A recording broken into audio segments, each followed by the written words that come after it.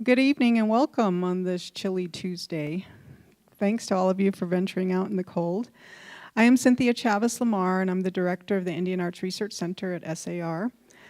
I'm glad you could join us for tonight's reading and conversation. Thanks to the generous support of the Lannan Foundation, SAR has been able to share some of the best in contemporary Indigenous writing these last 3 years. And tonight is no exception, as we are excited to be able to feature our 2013 SAR Indigenous Writer-in-Residence, Casandra Lopez, who is joined by noted author Evelina Zuni Lucero. We'll start this evening with a reading by Casandra, followed by the conversation with Evelina. Please join me in welcoming Evelina Zuni Lucero and Casandra Lopez.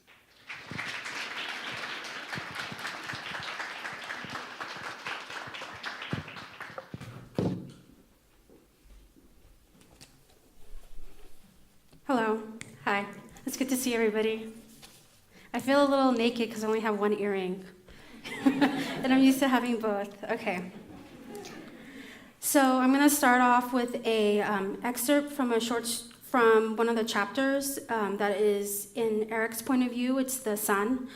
He's 18 years old, and it's all you really need to know about this chapter and about him is that his father was recently killed in prison, and his father really wanted him to work on this car. It's a 1960, wait, let me get the year right. Let me see.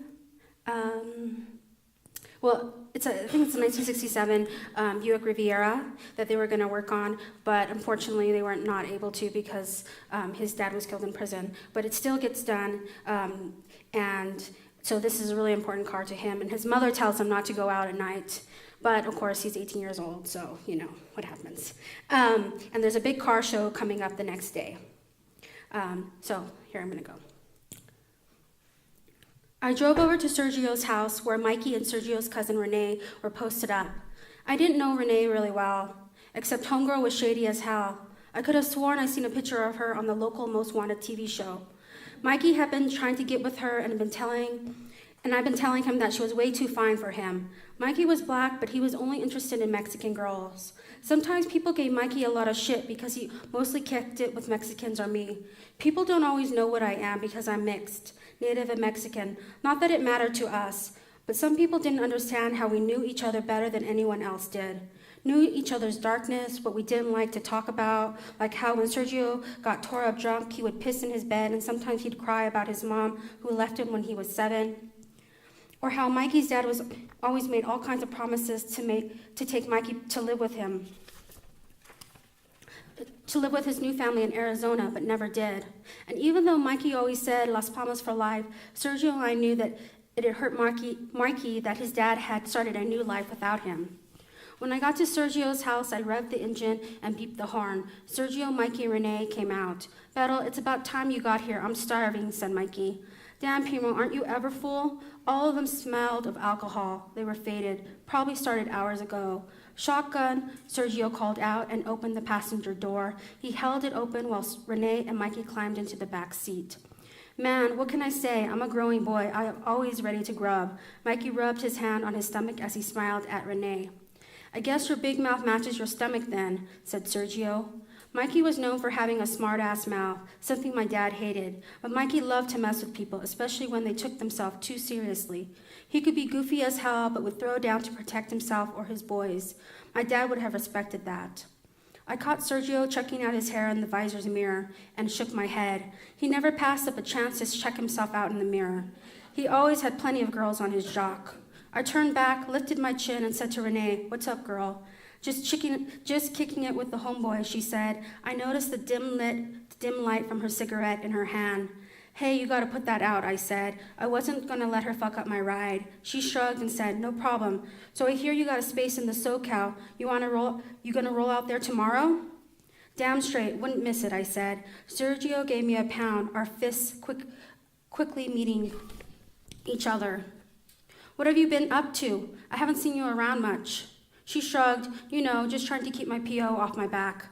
Right. So you still talk to your boy Vince? I used to see her and Vince hanging out all the time. I never understood what she saw in him. He was one of those old school vatos that had to be at least my dad's age. They both got picked up for having a bunch of stolen shit. That fool got transferred to Tehachapi. He might get released in a couple of months. I nodded and turned my attention to the streets. I was sailing. The Rivy drove like a boat and seemed to be catching all green lights. Her voice changed. Damn, Eric, I never told you sorry about your dad. Sorry, I didn't know him that well, but everyone had mad love for him. I pressed my foot down harder on the gas. The streets were clear and the air felt cooler compared to the sweaty heat of the day, but there was something inside me that felt hot. It had been months since my dad was killed, but sometimes it felt like it had just been a day ago that we got the call. Even on a night when I was trying to forget my dad, he seemed to pop up, like that whack-a-mole game you played at fairs. I wish I was faded like my friends. I was glad for the rumble of the Rivy's engine beneath us. It calmed me. I thought of how things would be tomorrow. The same streets would be filled with tourists. But that night, the streets were ours. We hummed with life. My rims, shiny twos, glinted in the dark streets as the night welcomed us and our voices. I thought about driving on forever, driving past the park, past the Blues and apartment complex whose dark hallways were filled with cell phone chirps from drug deals, and past the indoor swap meet that never seemed to close, not even on holidays. Still, I would keep on going past the gardens, the projects that were circled by a high brick wall, driving and driving until I could hop on the freeway. It would take me away from Las Palmas forever.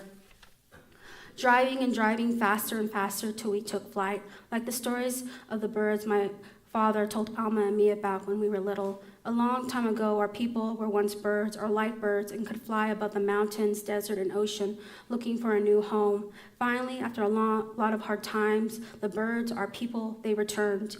And in my dad's version, we would be birds too. From the sky, we couldn't see street signs, but ridges of canyons and valleys. I thought these were crazy-ass stories, but I wanted to believe him. And when I got older, I wanted to believe that one day he would return to us. Instead, I drove over to the only hamburger joint I knew was open late. There was a yellow light, and I sped up to make it. Out of nowhere, I saw it, the black and white coming from behind us. As soon as I recognized the lights, I slowed down. I leaned back in my seat, my hands gripping the steering wheel and jaw tensing. The black and white started to pass. I thought everything was going to be okay, but then Mikey leaned his head out the window and shouted, "Phoenix don't mean shit." I couldn't help myself. I laughed. Someone, probably some city council person, got the bright idea that they knew how to save us from ourselves. They thought by renaming our neighborhood Phoenix and throwing some money at the local community center and police department, they would change things overnight. It used to be that no one wanted to pay much attention to us, like we were invisible, until our hood started to make the news. And when my dad was arrested, they acted like they solved everyone's problems, but nothing changed. The cop slowed down and turned on his lights and sirens. I pounded my fists against the steering wheel. "Damn it, Mikey, what the hell's wrong with you?" I pulled over more nervous than usual because the cops were trying to get rid of the undesirables when the tourists came to town. License and registration. I slowly reached for the glove compartment and handed the folder papers to the cop. His jaw was tight, leaving me with no doubt that he had heard what Mikey had yelled out the window. "Whose name is this car registered in?" he asked. "My mom's," I answered, hoping he didn't connect my last name to my dad's. He looked over the paperwork and grunted. "Nice ride your mom got here." I couldn't tell if he was being sarcastic. "You boys looking for some trouble running that light back there?" He peered into the back seat and said, "You got somewhere important you need to get at this time of night?" The way he was talking reminded me of the teacher I hated, who always acted like it's impossible for me to do any good. I was sure I hadn't run the light, that had remained yellow all the way through. I fought the urge to punch him in his face. I heard my mom's voice in my head. Of course this would happen after she had warned me about going out tonight. From the back seat, I heard Mikey say, "Yo, we legit. You straight tripping if you think that light was red." Now I wanted to punch Mikey in the face. The cop glared at us. I stared straight back. I wasn't trying to mad dog him, but I wasn't going to back down. He looked down at my license and then back at me. I could tell he was studying my face. I was ready for the question. Instead, he said, "Everyone out of the car." We got out of the Riviera. I felt like I was watching myself, like I had stepped outside of my body. We were told to lace our fingers over our heads. Mikey was standing next to me, Sergio next to him, and Renee at the end. I prayed that Mikey could keep his mouth shut for a couple more minutes. The cop told us, "Everyone take a seat on the curb except for you." He pointed at Mikey and took him to the side. "What's your name?" he asked. Mikey answered, and the cop patted him down. Then he asked, "So I want to know why a black guy is hanging out with a bunch of vatos." I cringed inside my head the way he said vatos because it sounded so white and slow in his mouth. I knew Mikey wasn't going to be able to resist this. "What? Dude, I'm black?" he said in his best surfer boy impression. "I really do think you need those glasses because I'm brown, not black. Can't you see I'm lighter than him?" he said, pointing to me. "Man, can't you see we're brothers? Enough already. Sit your punk ass down over there," the cop said, pointing to us. "Your turn," he said to Renee. She had been silent the whole time. I had almost forgotten she had even with us. "Name, Monica," she said, staring straight at him as she said her sister's name. I kept my face blank, not wanting to get dragged into whatever she was trying to get away with. "You got an ID?" he asked her. "Nah, I must have left it," she said, patting the back pockets of her jeans. She shrugged. "I guess I'm going to have to take you in for a Cal ID." The cop took his eyes briefly off of Renee to ask Sergio his name, and that is when she turned and ran. Even though I kind of wanted to strangle her for taking off, I couldn't help but be impressed that she could run so fast for a smoker. Track star fast at that. The cop's face went red and he started to yell, Your friend thinks she's funny? This is not a game." He called on his radio for help, for backup, and we watched as she disappeared into the night. She was less than 5 feet tall, all skinny and flexible, like crawl into a washing machine flexible. "What's her name?" I asked. "What's her name?" he asked. He was all growly. I didn't say anything, none of us did. Even though she was Sergio's prima, I didn't care if she got into trouble. But I wasn't a snitch. My dad had always taught us not to say anything that didn't need to be said. Fuck 'em, I thought. I wasn't trying to make their lives easier. When had they ever made mine easier? He kept on asking, pacing in front of us, but we didn't speak, didn't give in to his rough voice or sharp eyes. I watched him and remembered my father's still face of the day of the raid, even as he sat handcuffed in our living room. Finally, he stopped in front of me. "Look at me," he said. It was like I didn't have a choice. I met his eyes. There were crinkles at the sides, and I could see the faint dark spots on his face. I saw how these streets wore on him, too. "I know who you are," he nodded and snapped his fingers. "What's your dad's name?" "I know whose kid you are." "You don't know me," I said, feeling something inside me burn. He walked over to the Rivy, but kept his eyes on us. What I do know is that I'm going to do my own investigation into who your friend is. If you're anything like your dad, you will talk." He stood in front of the headlights and said, "These look a little suspicious." He pulled out his baton. I stiffened and closed my eyes, but heard the crash of glass. When I opened them and saw the right headlight had been shattered, the pieces crumbled, scattered on the pavement, I gritted my teeth. I thought I was going to wear them down into little nubs. "Do any of you knuckleheads remember her name now?" he asked, walking to the passenger's door. We remained silent, but a scream was building up inside of me, something big and terrible wanting to come out.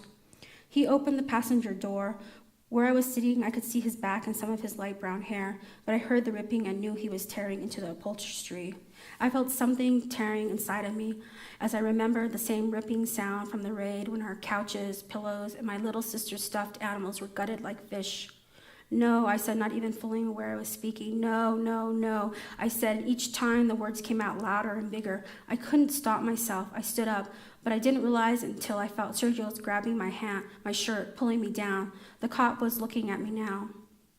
I heard Sergio say, "It's not worth it, fool," but I didn't care because I felt like I was being ripped apart by the sharp pieces of the Rivy's headlight that was smashed on the pavement. I wanted it to stop, to go back to a better time. I thought I was doing okay, that it was possible for me to be okay, like my parents had always promised, but I didn't believe it anymore. "Hey man, that's messed up," Mikey shouted at the cop. Breathing hard, the cop slammed the Rivy's door and walked back to us. He asked, "You guys got a problem?" Before anyone could answer, another police car pulled up. There were two cops in the car, a woman and a man, and in the back I could make out Renee's head as she slumped forward. She looked at the way I felt, tired and broken down. The window rolled down on the passenger side of the cop car, and the blonde woman asked, "Is this her?" The cop in front of us shook his head yes and said, "Make sure she doesn't try to get cute with you." They drove away. A part of me felt very alone, even though I knew Sergio and Mikey were close by.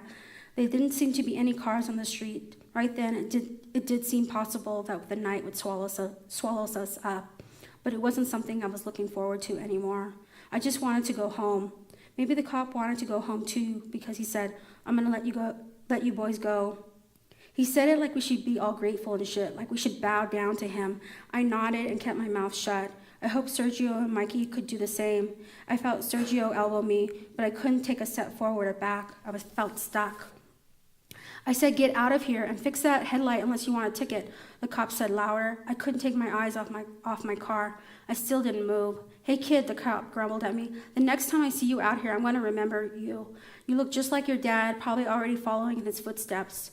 Come on, Eric, let's get out of here," said Sergio as he took the keys from my hand. I kicked the tire, wanting to hurt something. I kicked it again, and I knew I should have felt something in my foot, but didn't. I wanted to keep kicking, but Mikey pulled me away and said, "Fool, we need to go." I pushed back at him, still wanting to hurt something, wanting him to hurt me so I could forget about the other darker pain inside of me. He opened the door and grabbed me hard with his arms and pushed me into the back seat. I knew the seat was torn, but refused to look at it, kept my eyes straight ahead, not wanting to see the damage. "Don't worry, Eric, we got you, Beto. The rivy is going to look tighter than before," said Sergio. "Yeah, all you need is a little duct tape and it's all good," Mikey laughed. I tried to laugh along. "You know, I'm just messing with you. I can call my primo tomorrow and get you a good deal on the headlight. Don't sweat the seats. We can get this ripped straight before next year." It felt good to hear them talk. The familiar rhythm of their voice was what I needed. I knew that they would have my back. The car fell silent until Mikey spoke. "Anyone else hungry?" "I can't believe you still want to eat," said Sergio. I felt myself easing into a smile. "Hey, I wasn't the one who invited Houdini to come along tonight," I said to Mikey. "Whatever, man, don't blame me for that. I didn't know she was some kind of criminal track star and was going to take off," Mikey said, laughing. Sergio glanced back at Mikey and said, "Don't blame it on Renee. Remember who got us pulled over?"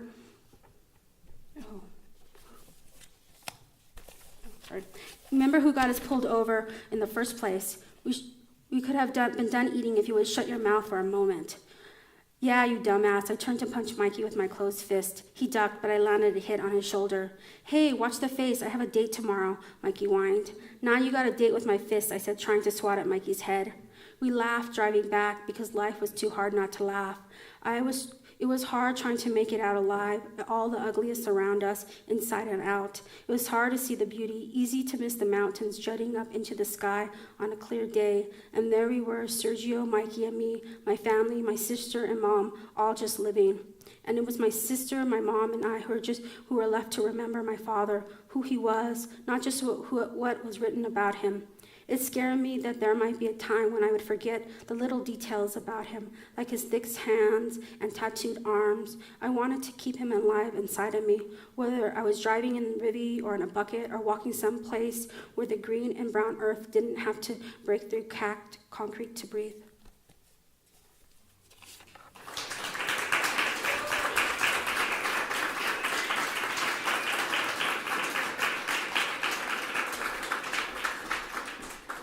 Thank you for coming out tonight to hear Cassie's wonderful story and or portion of her novel. Can we all give her a hand for the awesome job?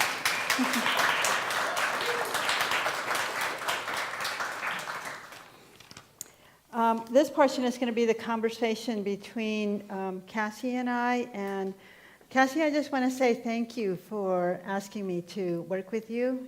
I've really enjoyed the past two and a half days. It's been wonderful. And I just feel very honored and privileged to have worked with you and to have spent the past few days just living in this world that you have created and reading about your characters and through our conversations, just learning about who they are and just feel like I got attached to them. And as a writer, I'm really fascinated by the creative process and the whole idea of where do stories come from? You know, it's just like, how do they eventually end up on a book? You know, I mean, they just don't fall down on the page by some miracle. And I'm also interested in the whole process of discovery, discovering the story, discovering the characters, and most exciting of all, the discoveries that a writer makes as they go about the business of creating this work. I'm going to read here a quote by Stephen Koch on writing. And he says, every writer must be taught how to write every book she or he writes, and the teacher is always the book itself. So I'm wondering what this book, the process of writing this book, taught you. I think it's taught me persistence because I used to only write short stories, and like there's something to be said about a short story. You feel like a sense of completion, but a novel, I think it's much. You learn about the character on a much deeper level, and so I think just having that persistence to keep on going back, and it's sort of like a long-term relationship in a way. It's like you can't just leave the characters. You have to keep on coming back to them, and I think also this novel has, and it's come up and through our conversations too about it. I think it's teaching me that like as much as you try to write around something, like when the book calls for you to write it, you have to write it. I mean, because like you can do your best to like write around, something that you don't want to like write about, like that's difficult or like really like takes a lot emotionally out of you. But when the book needs that, I think that it's telling you have to write it. Okay. So I was wondering what did your book teach you? Well, having completed one book, obviously I learned how to write a book. At least that's what I thought until I started my second one. and then I realized I knew nothing about writing a book. But of course, one of the things that I think stand out to me about what I learned most was how to listen to a story. And it's like, novels are a complex beast, and they're organic, and it's like that story comes alive, like you were talking about. You inhabit this world of your characters, and sometimes you feel like your novel should head north, but your characters say no, they want to go south. And so, it's just that process of, that's what I learned, to listen to the story, and it's sort of like intuitive. I think that was one of the most important things that I learned in writing the book. And then the second, as I began the second one was, as I said, I thought because I had a first one done that the second one was going to become very easy. But it did not. It actually was much harder than my first one. Because once again, I had to listen to the story and figure out where the characters are going. So that has been my experience. But I was also wondering what your novel was born out of. How you conceived it, and why these particular characters. Why the father in prison? Mm-hmm. Well, I think I'm writing from a very specific, I should have prefaced the story when I say that it's set place in Las Palmas, which is a fictionalized version of my town. And so I really wanted to do something. I've been writing other stories set in this town. And so that's something that I've been working with and like building this town in my mind, this sort of fictionalized version. But I also really want to do something that's contemporary, that talks about urban experience, where there's like multiple ethnicities and there's just this exchange of culture. But I think, I'm gonna have a quote here, because what really was, I had read this book called, I can't remember, it's called Acorn Soup. And it's a comic, and it's about Coyote, but a California version. And the author had this quote, it's Coyote's nature to grab the heart of whatever else is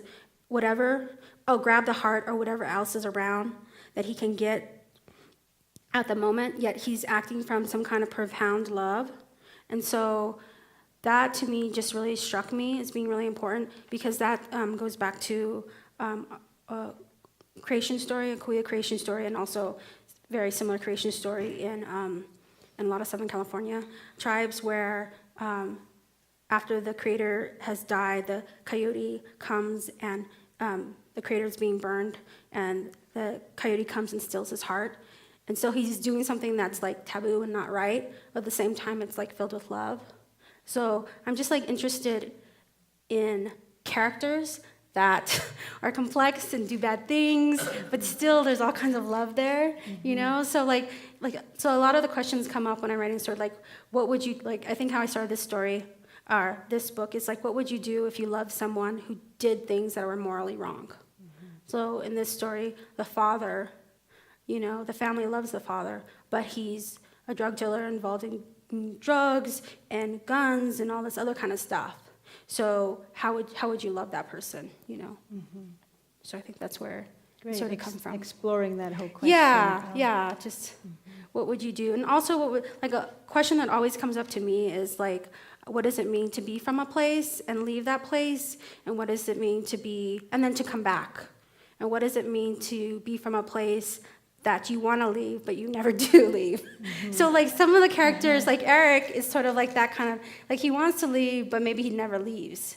And then Alma, his sister, wants to leave and does leave, but she comes back, but then maybe she leaves again. So I think that's always that idea of what does it mean to be from a place. Okay, and I think you have some very interesting characters, you know, Eric for one, who is from this subculture of lowriders. Can you talk about that, where that's coming from?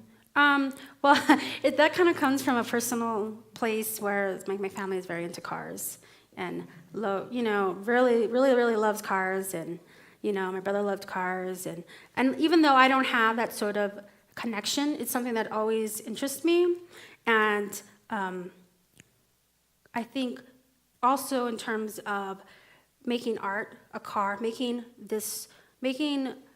something that's functional art, I think is really interesting as well. So a car that can go on the street, but also is spent like lots of money and lots of time and lots of thought into it, I think is really interesting as well. You know, it's like it's not something that's in a museum, but I would consider it art too. And I think knowing about the process, because my father and my brother worked on cars and do a lot of body work, and so knowing how that process is, and how cars get passed down through generations is interesting to me. So.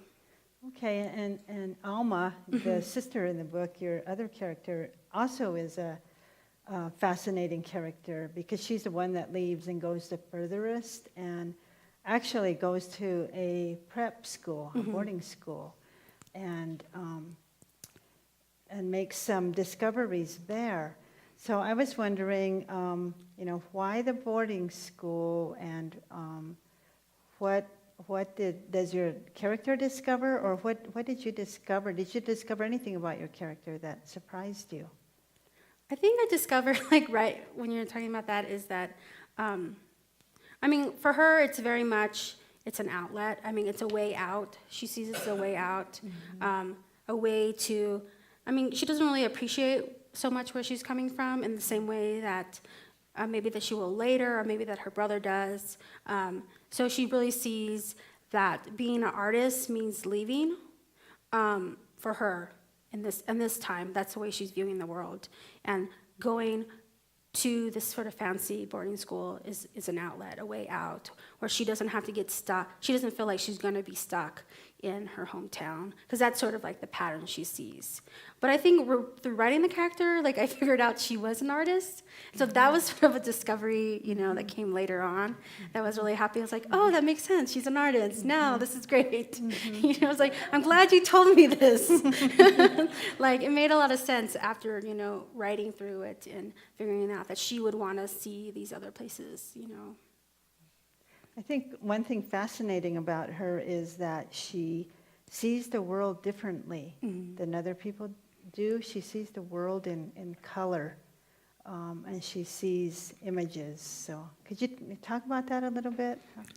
And I guess that came up because when I was writing, doing an exercise where I was writing who she was, sort of a lyrical, I was doing like a lyrical interpretation of my novel. So I was like basically writing a poem about my novel, and as a way to like help me understand the characters. So if you, it's a valid exercise, I think. And I realized that she was an artist in that exercise, and I realized that in some ways Eric was an artist too. He just worked on cars. And what I saw, like for her, is that she saw the world in colors, and that's, that was very distinct, about her, and that, and it's not just like it was how she saw people, how she sees, basically how she sees different people. And some of that comes from is because there's so much silences in the family that she doesn't feel comfortable enough to write it.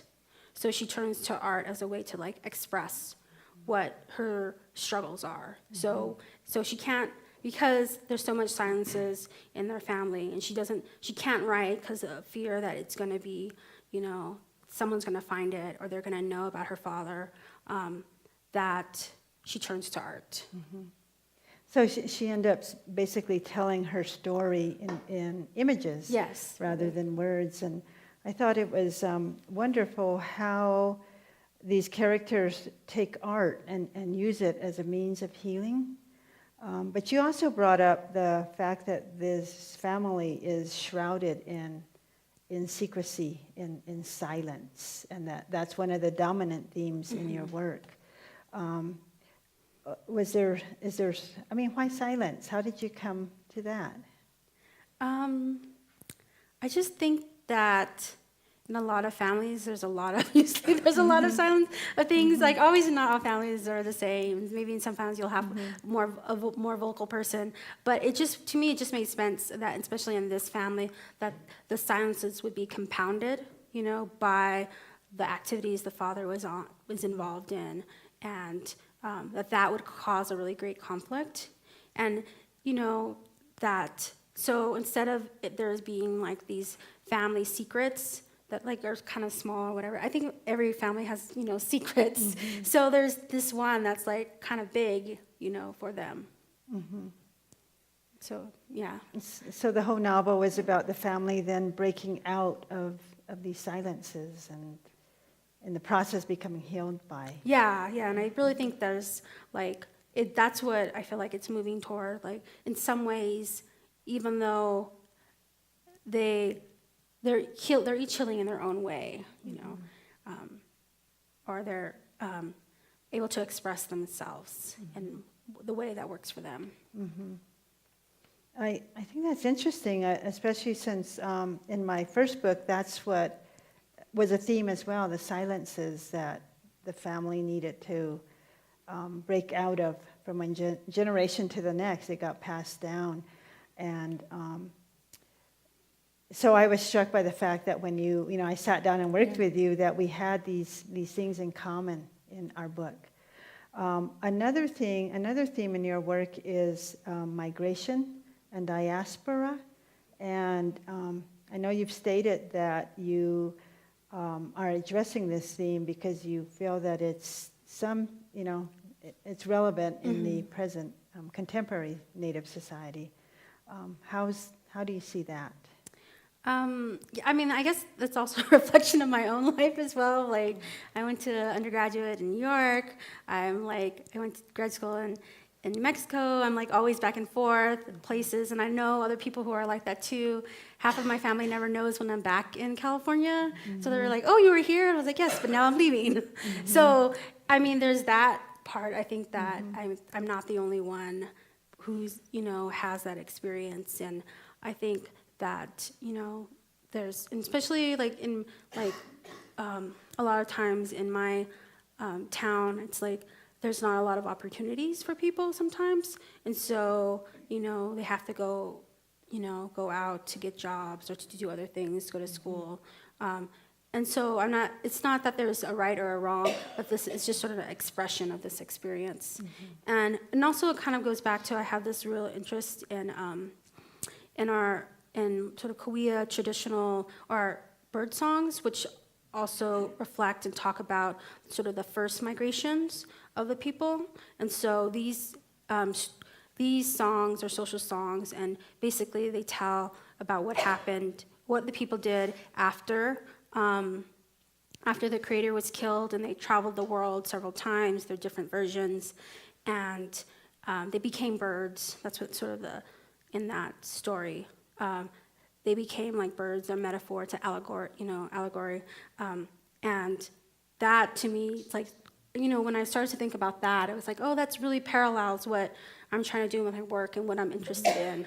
So that's why I think that even though it's a contemporary issue or contemporary experience, it's also also a reflection of history and culture.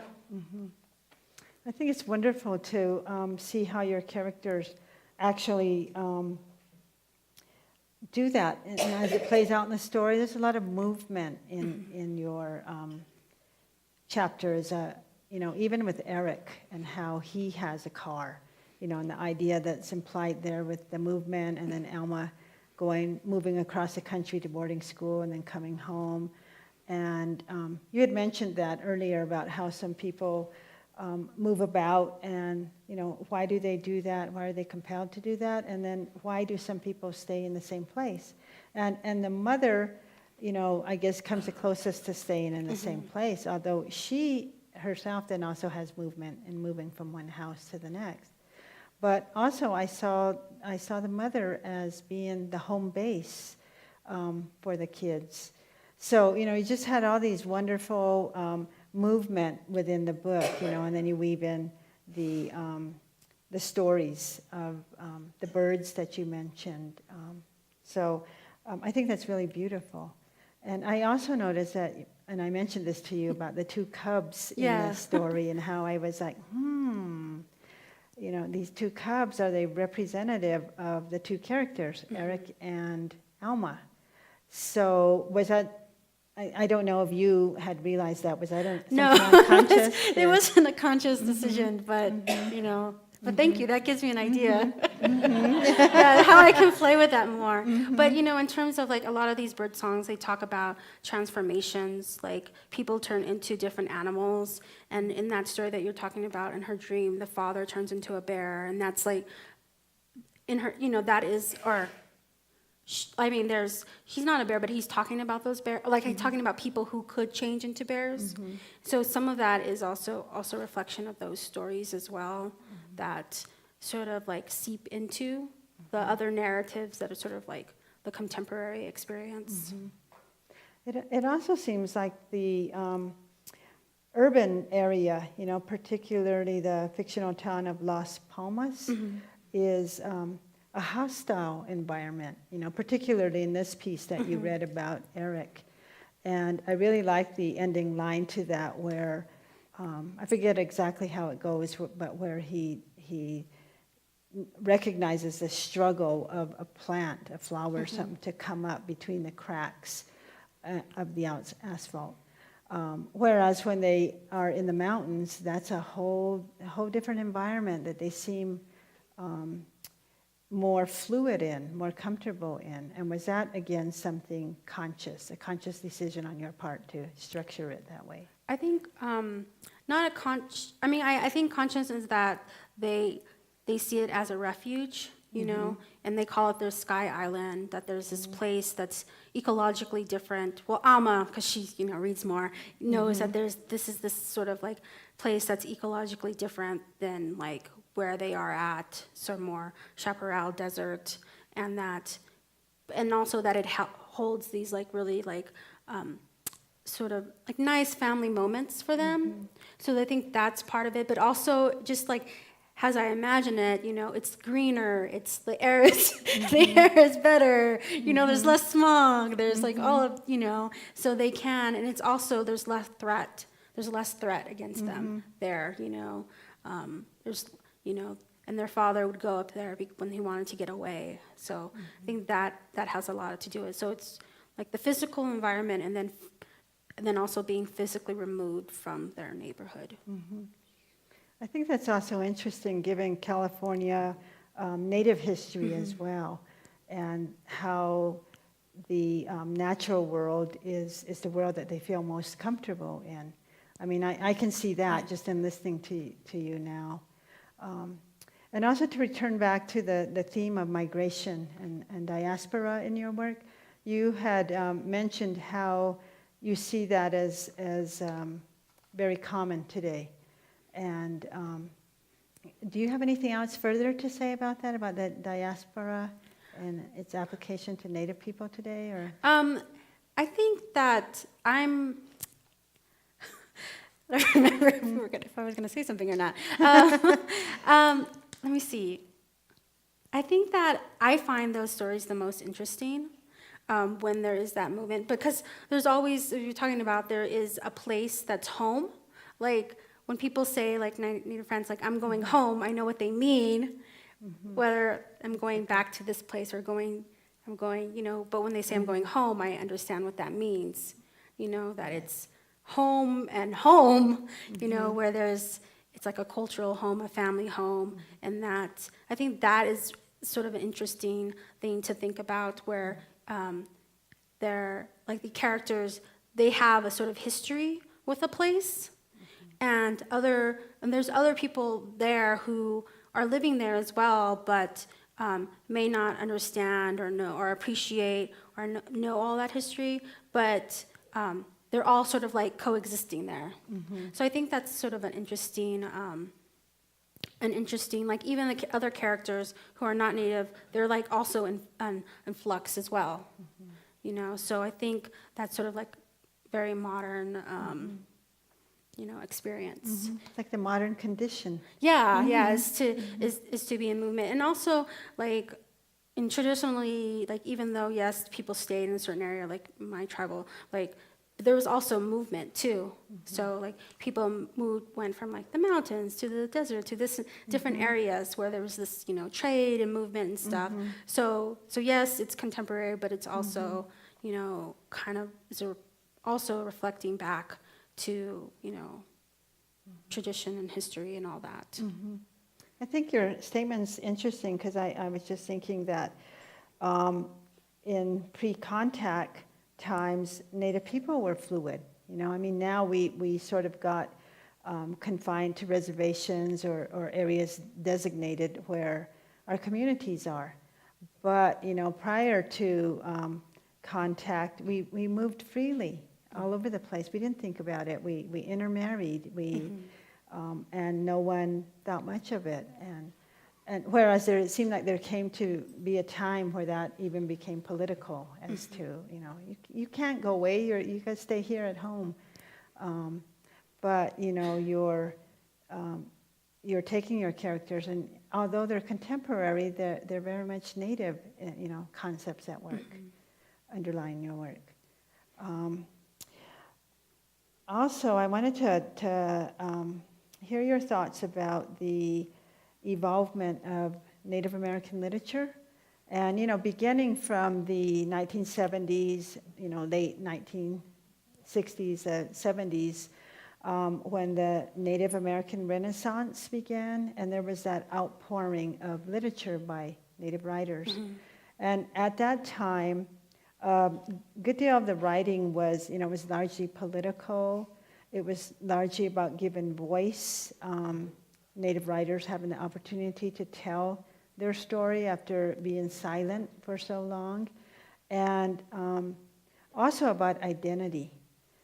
So that was, you know, back in the 70s, and you know, we saw changes through the 80s, through the 90s, and now here we are in 2013. So, you know, what are your thoughts about that whole process of movement and to where we are today? I think that it's an exciting time in literature, in Native literature, and you know, like I feel like I started writing because I didn't see the types of stories reflected. Like I saw like bits and pieces of what could be, and that sort of excited me, but I didn't really see exactly, you know, like, oh, this really speaks to me. Like there would be work that I would get excited about, but nothing that like, oh, this really is a reflection of mine, because I'm writing from, you know, a non-reservation, more urban experience, but also where the people have a long they've spent, lots of years, and that is still their part of their traditional homelands. And so, so I didn't really see anything that reflected that. So I think that's one of the reasons why I wanted to start writing. But I feel now like writing, it doesn't have to be as outwardly political. Like it could be like the body can be political, like when poets take on, or identity is addressed in different ways. Like in Eric, like he doesn't spend a lot of time thinking about his identity, but at the same time he's conscious of his identity, and he's like he knows who he is, even though he's like interacting with a lot of people. And same way with Alma, she like when she's in boarding school, she meets these other Native students that are tribally different, and it's but she still keeps her own identity.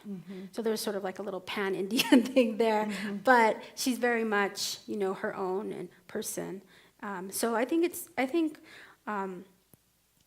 that it's good that there's less ideas of what I think, and then we should be moving toward what like preconceived ideas of what Native literature should be, and then just be more imaginative to what it could be. Like it could be a lot of things. Right. Sometimes I think that Native literature, like maybe Native art or even Native people themselves, tend to be like boxed or become static images, and then people become uncomfortable when Native people want to live. I mean, we live contemporary lives. We're very different than our ancestors, and that's fine.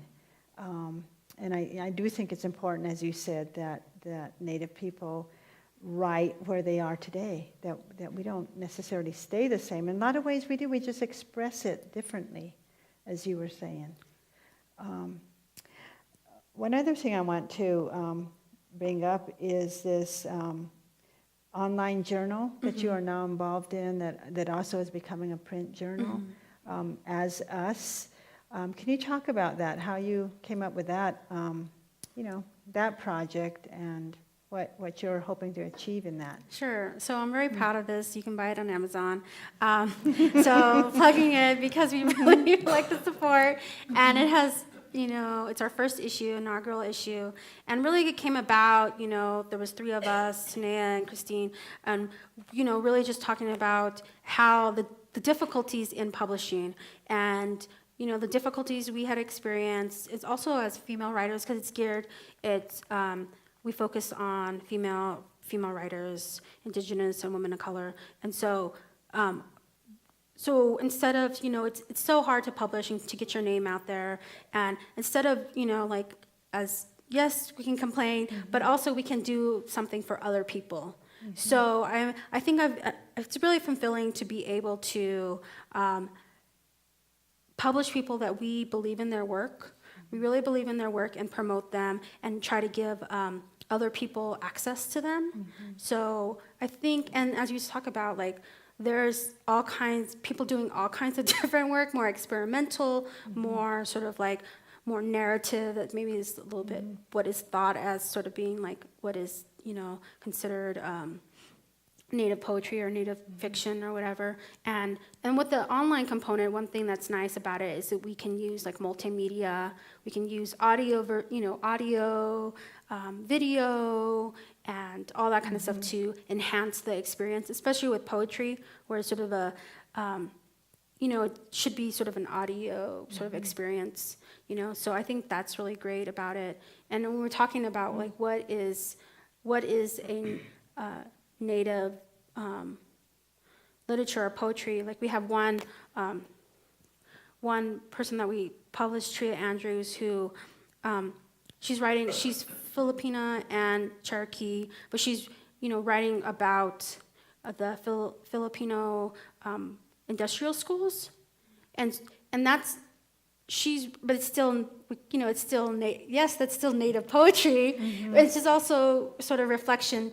She's interested in how it's reflected into boarding schools. So I think that's really interesting. And we have, we try to make it really international. So we have people writing from Canada and First Nations people that, it's in their Indigenous language as well. So I think that's sort of an exciting thing about it. I think your whole project there is just a good illustration of what you're talking about, of like the involvement of Native literature, and you're just using modern technology to provide opportunities for writers. And in that sense, it's sort of like the idea in your novel of breaking silences by giving writers of color opportunities to tell their stories in whatever forms they want, much as your character, Alma, when she decides to tell her stories through images. So.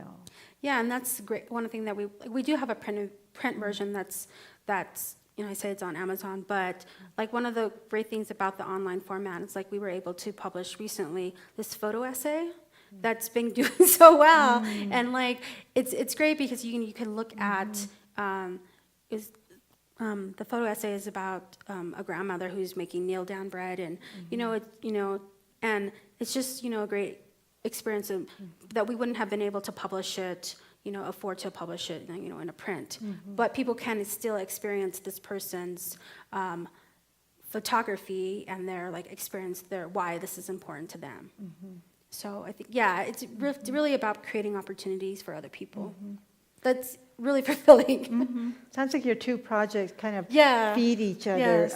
especially I'm just wondering which gave birth to which, if because of this project and how it's, using different mediums gave you the idea that that's where Alma is coming from, or because Alma eventually expresses, tells stories through images, if that kind of gave you an idea for the journal. Yeah, I think it's definitely the other way, like from the writing to the journal. Yes, I think that was sort of the movement there. But it's a learning process. So as we get further along, we'll be able to do more things with it, and publish more people, and it's very, very much it's independent.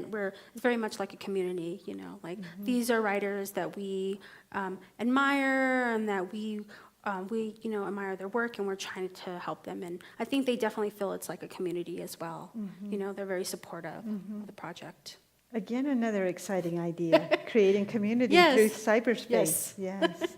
A Native community at that, or Indigenous community. Very much. Okay.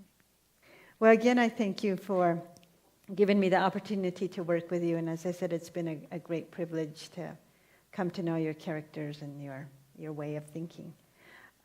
So if you'd all join with me to give Casandra another round of applause. Thank you.